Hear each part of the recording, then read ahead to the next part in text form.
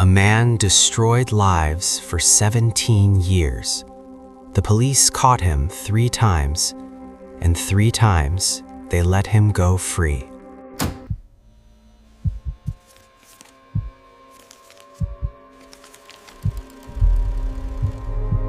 On that night in 1991, the Milwaukee police received a call, but none of them knew that when they knocked on that door, they would come face to face with one of the darkest secrets in U.S. history.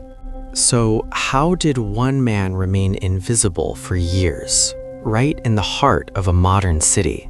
July 22nd, 1991, 11:30 p.m., Milwaukee, Wisconsin.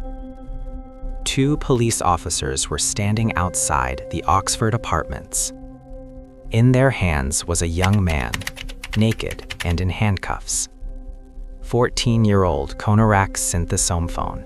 The boy couldn't speak English. His head was injured. He was confused. But Jeffrey Dahmer was calm, very convincing. He told the police, "He's just my drunk boyfriend. We had a fight. That's all."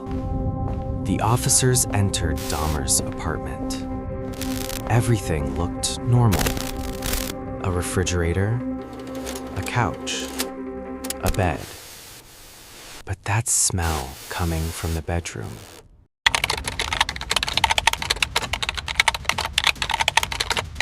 And they left. Konerak Sinthasomphone was a 13-year-old Laotian immigrant. He lived within Milwaukee's poor Laotian community. That night, Jeffrey Dahmer found him outside a shopping mall. Dahmer offered him $50 just to take photos. The boy wanted to send money to his family. He agreed. Naked, confused, and desperately searching for help, the boy managed to make it out onto the street. Neighbors saw him. They called the police. That was the moment. The police were there. Konerak could have been saved. So why wasn't he?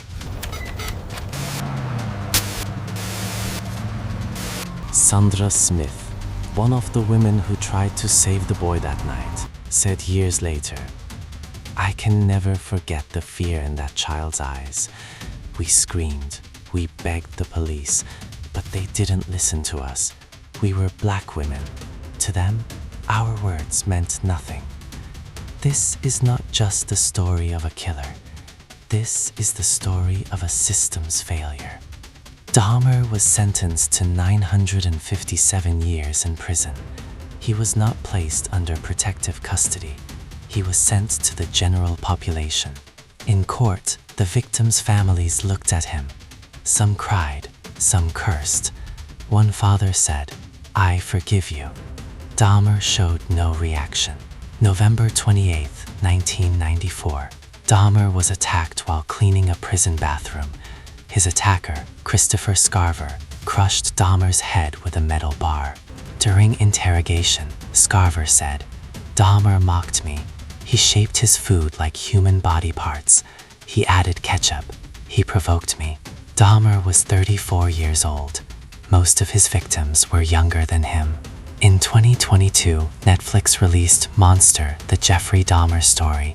It was watched for over 1 billion hours, but the victims' families reacted with anger. Rita Isbell said, "It's like reliving my worst day. Netflix didn't even ask me. They turned my trauma into money." The series portrayed Dahmer as interesting, as charismatic.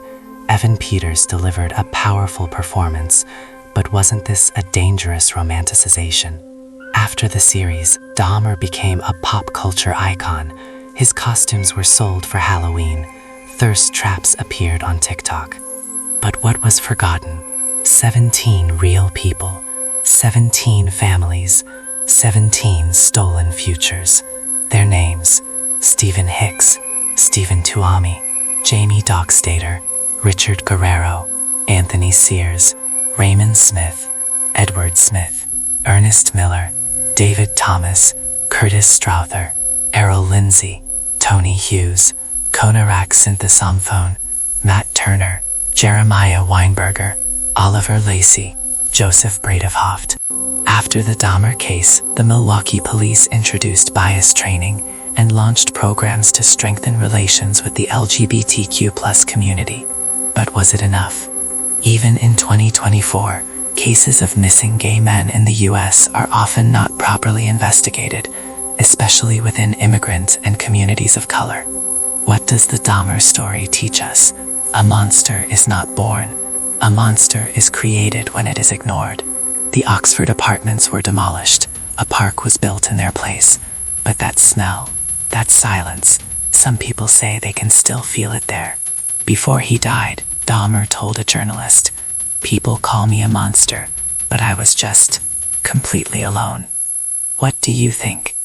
Let's talk in the comments.